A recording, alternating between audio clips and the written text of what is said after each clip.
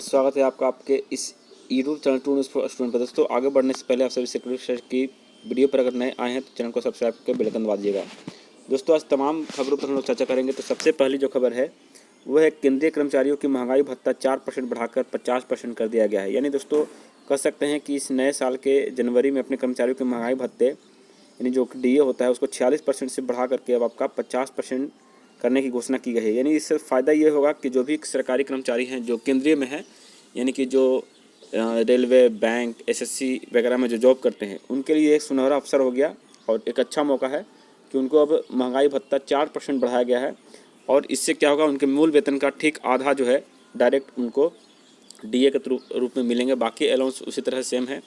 तो ये एक अच्छी खबर है। चलिए आगे बढ़ते हैं दूसरे खबर पर। देखिए बिजली कंपनी में 2610 पदों पर भर्ती की जाएगी और ये नियमित भर्ती है। नियमित का मतलब रेगुलर भर्ती दोस्तों, इसमें आपको कोई बाहर नहीं कर सकता है। 2 साल के प्रोबेशन पीरियड में आपको काम ऐसा करना होगा कि आप पर कोई संदेह नहीं किया जाए और आपको बाहर न किया जाए, यानी प्रोबेशन पीरियड होते हैं। और इसमें जो सबसे अधिक जो पद है वो आपका टेक्नीशियन ग्रेड 3 जो कि इलेक्ट्रीशियन वाले स्टूडेंट के लिए है।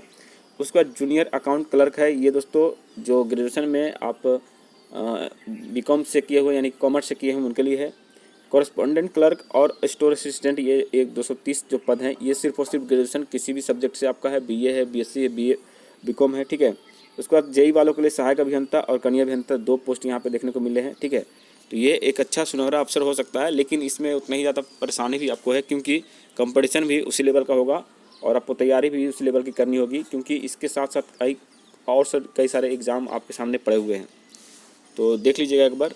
और फीस तो बहुत अधिक रख दिया गया है। अब देखिए यहाँ पर दोस्तों बात करें शिक्षकों का वेतन भुगतान को लेकर के, तो यहाँ पे बताया गया कि जून तक प्रमाण पत्रों की जांच कर शिक्षकों का वेतन भुगतान होगा।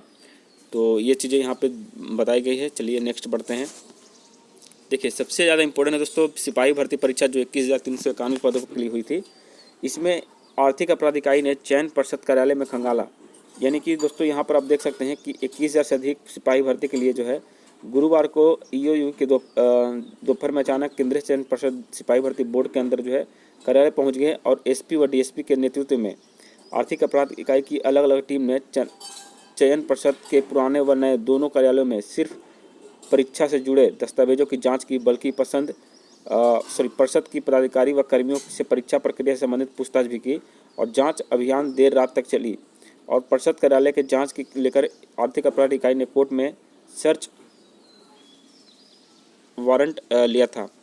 तो ये चीज़ें दोस्तों होनी ही चाहिए, क्योंकि जो भी घपलाबाजी है वो आपका आयोग के अंतर्गत से ही होता है और कुछ बड़े पदाधिकारी के साथ साथ कुछ मंत्री भी मिले होते हैं। तो इन सब पर जांच होनी चाहिए और बड़ी सख्ती के साथ जांच होनी चाहिए। देखिए आगे क्या नतीजा निकलता है। और यहाँ बात करें दोस्तों उन तमाम छात्रों के लिए जो बीएड के लिए राह जो जोक रहे थे कि उनका जो है कब तक जो है आपका नोटिफिकेशन आएगा। तो बीएड के लिए जो है कल से ही आपका जो आवेदन की प्रक्रिया है वो शुरू हो जाएगी और आप लोग जो हैं राज्य स्तरीय 2 वर्ष के लिए जो बीएड कॉलेज के लिए जो भी बीएड में जो एडमिशन कराना चाहते हैं उनके लिए अब फॉर्म जो है जारी कर दिया गया है। और 1,000 रुपये यहाँ पे जनरल वालों के लिए और बीसी वालों के लिए रखा गया है। तो आप देख लीजिएगा एक बार। और आपका जो एग्ज़ाम है वो आपका 11 मई तक त्रुटि सुधार होंगे और एडमिट कार्ड 21 मई से अभ्यर्थियों को डाउनलोड कर सकेंगे, ठीक है। और ये चीज़ें आपको दिया गया है। चलिए आगे बढ़ते हैं। ये देखिए दोस्तों, ये हैं आपके जननायक पलटू चाचा।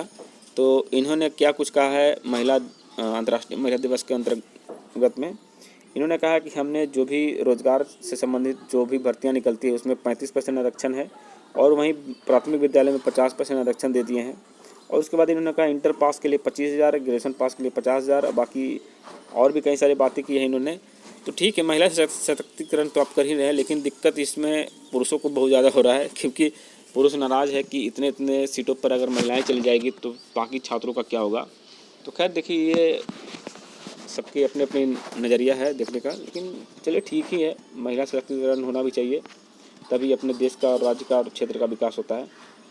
और देखिए 1205 डुप्लीकेट शिक्षक अभ्यर्थी चिन्हित हुए हैं और विभाग करेगा इसकी जाँच।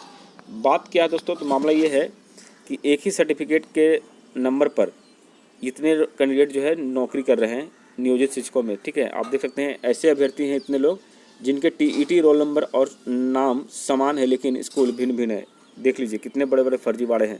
तो ये तो नॉर्मल से फर्जीवाड़े दिख रहे हैं। यहाँ पे मेरे ख्याल से 2 लाख से भी अधिक जो है फर्जी टीचर भरे पड़े हैं और यही लोग सक्षमता परीक्षा जांच को लेकर के विरोध कर रहे थे। चलिए आगे बढ़ते हैं। अब हम बात करते हैं दोस्तों कि बीएसएससी का क्या हुआ। आप लोग बार बार पूछेंगे बीएसएससी सीजीएल 4 की वैकेंसी कब तक आएगी। तो दोस्तों मैं आपको बार बार कह रहा हूँ कि किसी भी सूरत में आपको मार्च में इसका नोटिफिकेशन देखने को मिल जाएगा।